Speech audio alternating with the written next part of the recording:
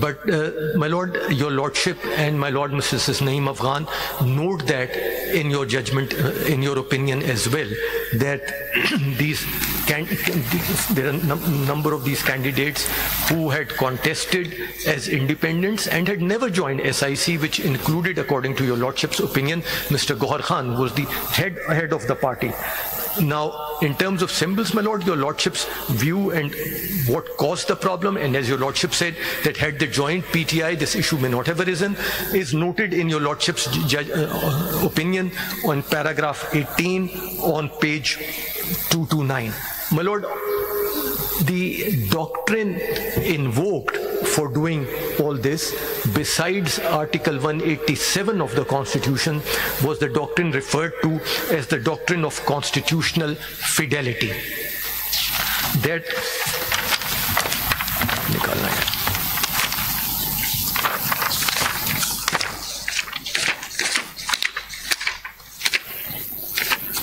now, fidelity is a bit of an emotionally charged word. Now, fidelity means faithfulness. And this is invoked, my Lord, on pages 134 in paragraph 6, pages 182 and 83 in paragraphs 99 and 100, and page 190 in paragraph 117. My Lord, in US, where this doctrine originated, it is at times used by the conservatives as an argument against the doctrine of the living constitution. Living constitution means interpreted according to the needs and changing circumstances of the time. And some of those who take the view that the original intent should be followed take the view that there must be constitutional fidelity. Fidelity not to the personal philosophy of a particular judge or a group of judges, but fidelity to the text of the Constitution. Fidelity to the words used in the Constitution.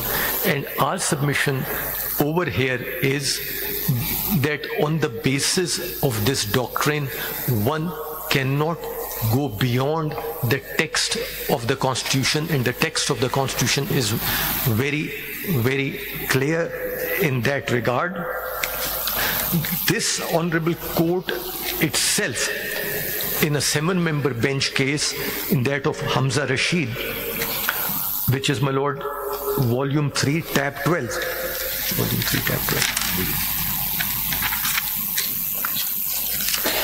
Made a distinction, and I will draw your Lordships to that. This is a judgment reported as PLD 2024, Supreme Court 1028. This is tab 12 of volume number 3. My Lord, 4 of the members of this bench, 3 of your Lordships and her Ladyship was a member of that bench as well, the learned senior member, Mr. Justice Jamal Khan Mandukhail, my Lord, Mr. Justice Muhammad Ali Mazhar, my Lord, her Ladyship, Mrs. Musarrat Hilali.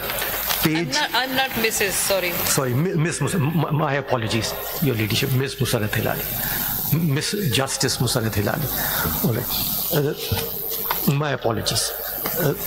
Records drust kar le. Thank you. 1062, your Ladyship.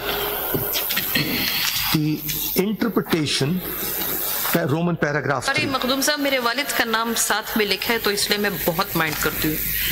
Next is my father's name, so इसलिए मैं not at all. No, your Ladyship doesn't need to say sorry. It is I who should have been better informed, and I need to apologize. Page 1062, Roman paragraph 3. The interpretation of Article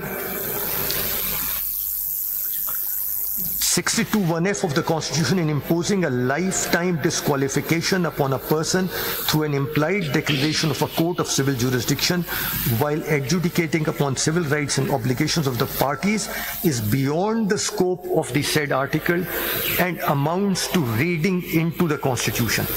Paragraph Roman 6, the view taken in Samiullah Baloch versus Abdul Karim Sherwani treating the declaration made by a court of civil jurisdiction regarding breach of certain civil rights and obligations as a declaration mentioned in Article 62(1) of the 1F of the Constitution and making such declaration to have a lifelong disqualifying effect amounts to reading into the Constitution and is therefore overruled.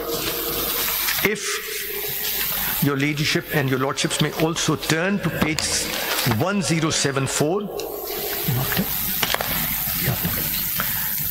1074, sideline G. It is, however, important to underline that there is a marked difference between progressive interpretation and amendment of the Constitution. By way of progressive interpretation, as observed in MQM, a particular provision, a term, or a word of the Constitution is interpreted dynamically and purposively with a view to achieve the constitutional intent.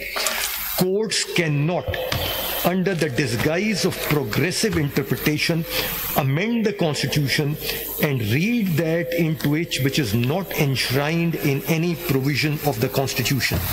Then the last 5 lines of this paragraph, any interpretation that does not have any textual mooring or is not entrenched in or flows from any constitutional provision passes for a constitutional amendment by unwarranted reading into the Constitution and is beyond the permissible scope of the judicial act of interpreting the Constitution. And if you may graciously turn the page to paragraph 12, page 1075. Any court, including this court, cannot by a judicial order confer jurisdiction on itself or any other court, tribunal, or authority. The power to confer jurisdiction is legislative in character. Only the legislature possesses it.